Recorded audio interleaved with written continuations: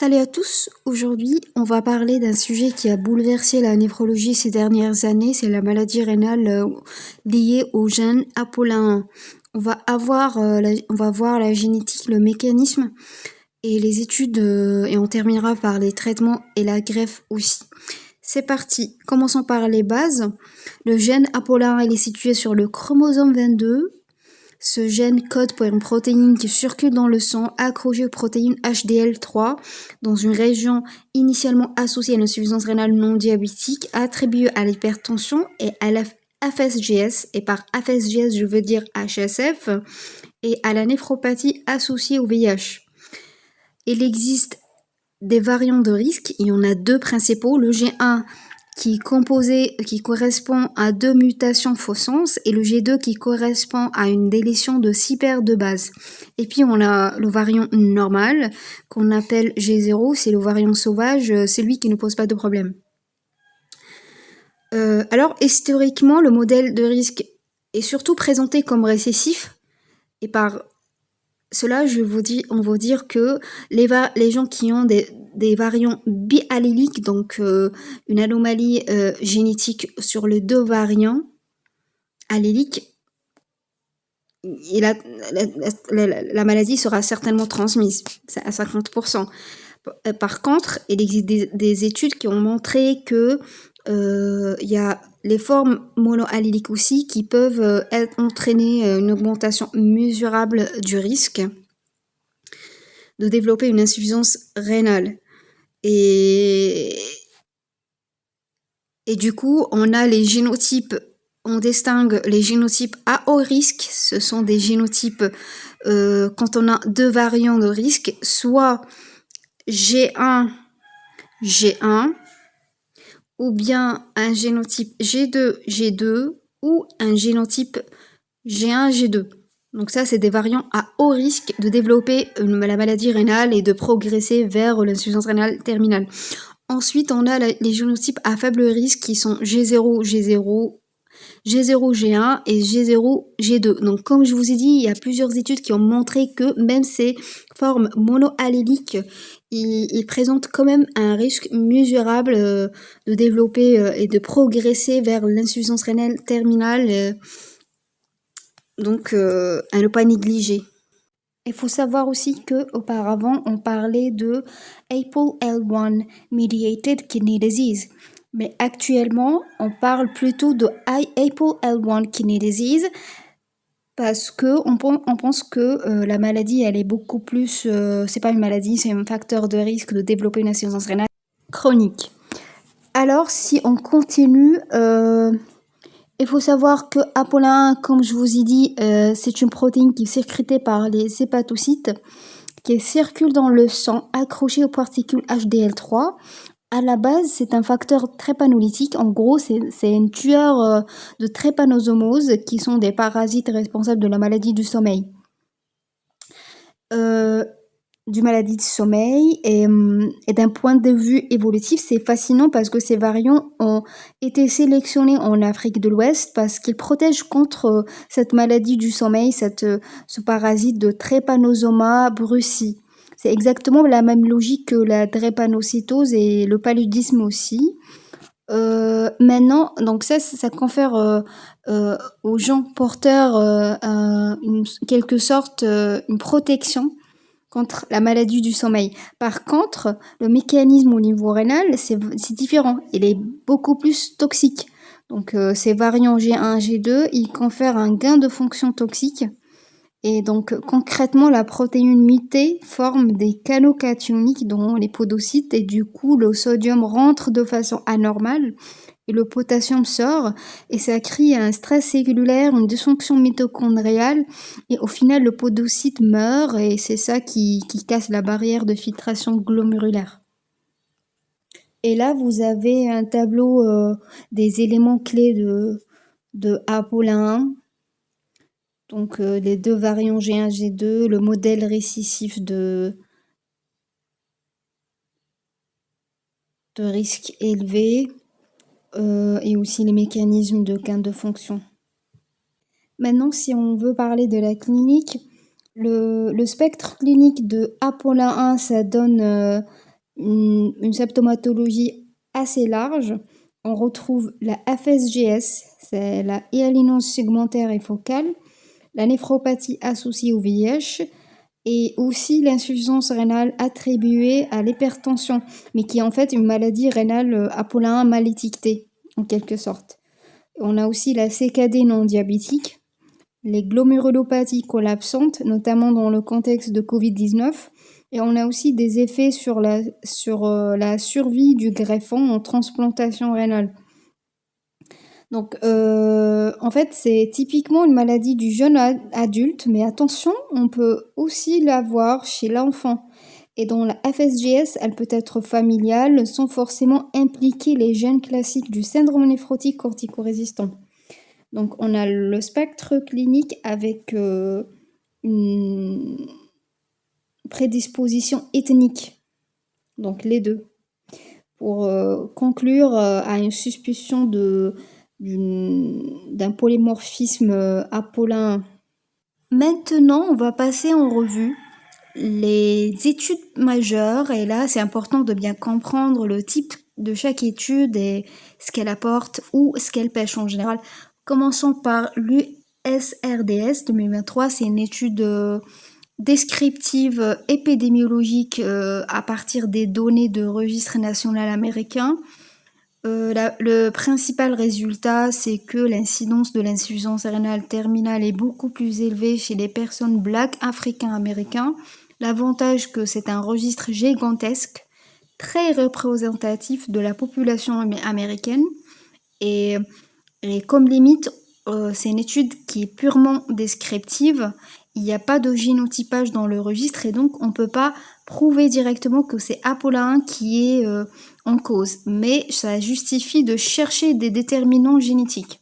Ensuite, on a les études d'association pongénomique, ce qu'on appelle en général les études de GWAS. En deuxième rang, c'est des études génétiques de population à partir de lesquelles on a découvert le locus ApoE1 MYH9 sur le chromosome 22 et qu'il est associé à la FSGS, à la néphropathie associée au VIH et à l'insuffisance rénale non diabétique. Et l'avantage c'est que ces études-là, c'est la fondation de tout le concept de ApoE1. Sans ces études-là, on ne parlerait pas d'ApoE1 aujourd'hui. Les limites, ce sont des études découvertes, elles ne montrent pas une association et pas une causalité directe.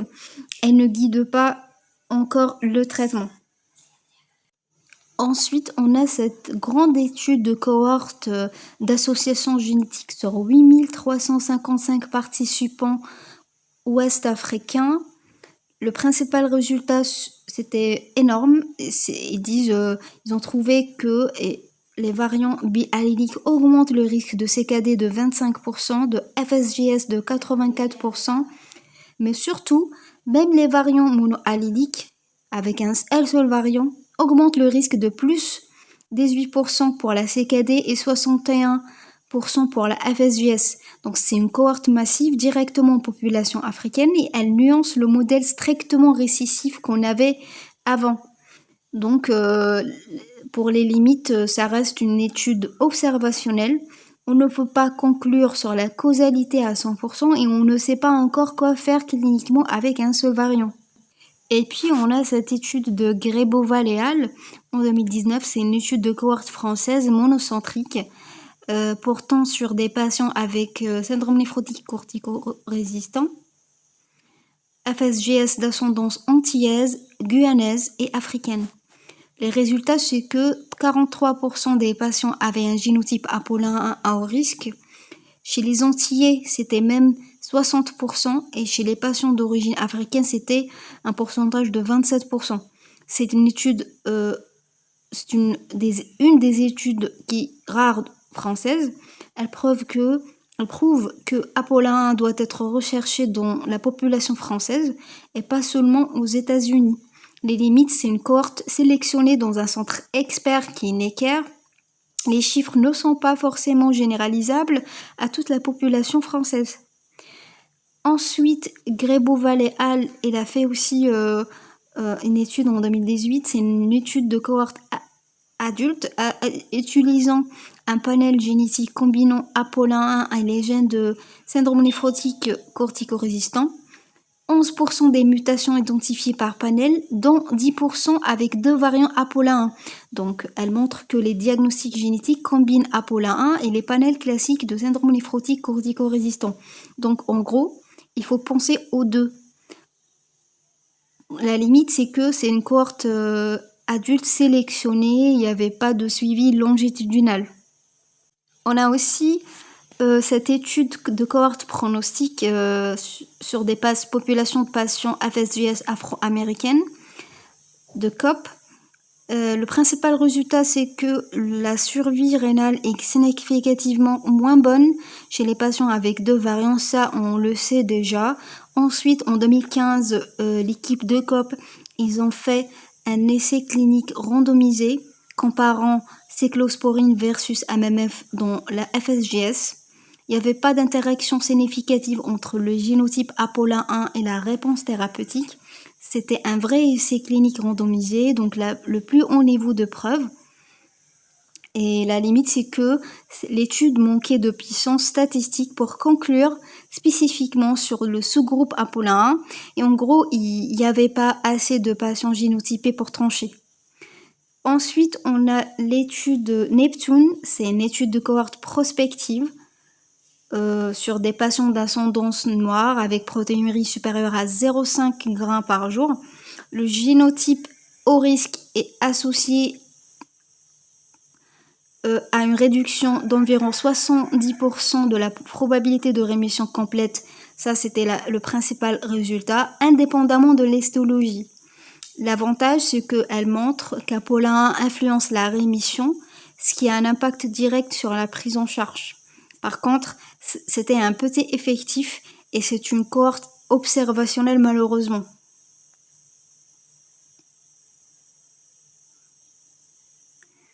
Ensuite, on a cette étude de ADMO et al.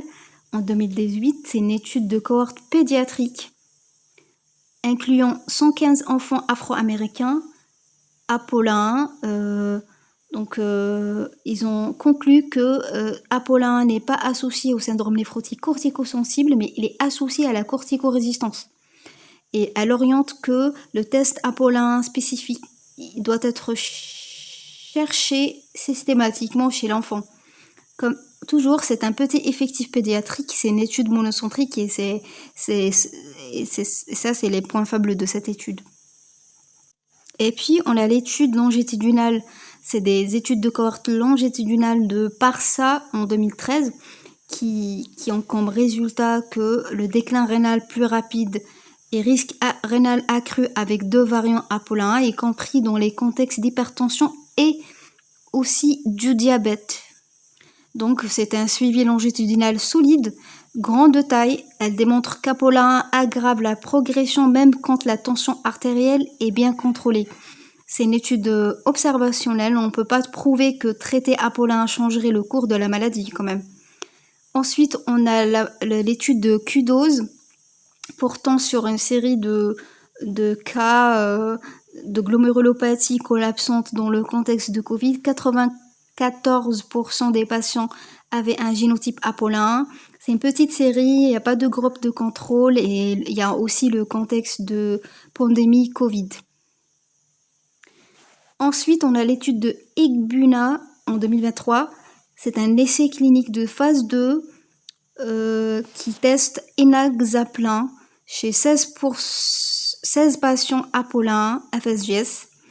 Ils ont montré qu'il y a une réduction moyenne du rapport protéinurie créatinine urinaire de moins 47% à la 13e semaine chez les adhérents.